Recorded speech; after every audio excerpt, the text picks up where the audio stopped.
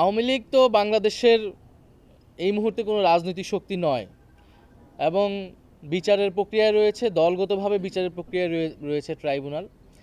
আওয়ামী লীগ কোনোদিনই নির্বাচনে বিশ্বাস করে নাই, গণতন্ত্রে বিশ্বাস করে নাই। সেটা সেই শেখ মুজিবের আমল থেকে শেখ হাসিনা পর্যন্ত তারা বারবার গণতন্ত্রকে হত্যা করেছে, বাকশাল কায়েমের মধ্যে হত্যা করেছে। গত 16 বছর তারা হত্যা করে নির্বাচনী ব্যবস্থাকে ধ্বংস করে দিয়েছে, নির্বাচনী সংস্কৃতিকে ধ্বংস করে দিয়েছে। ফলে বাংলাদেশের প্রতিষ্ঠান ধ্বংস করা, গণতন্ত্র ধ্বংস করা, হত্যা করা, এটা আওয়ামী লীগের সবসময় কাজ। আওয়ামী লীগ নির্বাচনে বিশ্বাস কোনোদিনই করে নাই। ফলে আওয়ামী লীগ কোনো গণতান্ত্রিক দল নয়। আওয়ামী লীগ বা চেষ্টাই করবে নির্বাচনকে ভণ্ডুল করা, নির্বাচন যাতে না হয়, বাংলাদেশে যাতে স্থিতিশীলতা না আসে, এবং আওয়ামী লীগের সাথে যুক্ত বিভিন্ন বৈদেশিক শক্তিও এই চেষ্টাটা চালাবে।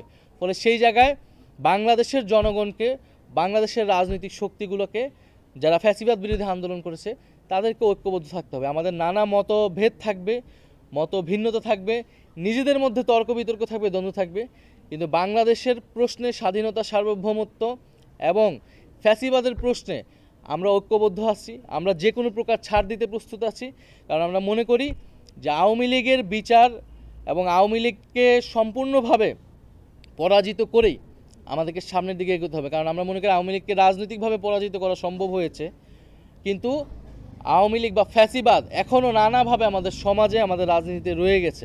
আমাদের সাংস্কৃতিক অঙ্গনে, অর্থনীতি এবং ব্যবসায়িক জায়গা এবং বিভিন্ন সেক্টরে আওয়ামী লীগের লোকেরা রয়েছে, ফ্যাসিস্ট কাঠামো রয়ে গিয়েছে, আওয়ামী লীগের সুবিধাভোগী শ্রেণী রয়ে গেছে, আওয়ামী লীগের সন্ত্রাসীরা পর্যন্ত বিভিন্ন জায়গায় জামিন পেয়ে এখন তাণ্ডব চালাচ্ছে। ফলে সেই বিষয়গুলো কিন্তু আমাদের দীর্ঘমেয়াদী লড়াইয়ের মধ্য দিয়েই এই পুরো ফ্যাসিবাদী আওয়ামী লীগকে, বাংলাদেশকে সম্পূর্ণভাবে পরাজিত করতে হবে। ধন্যবাদ।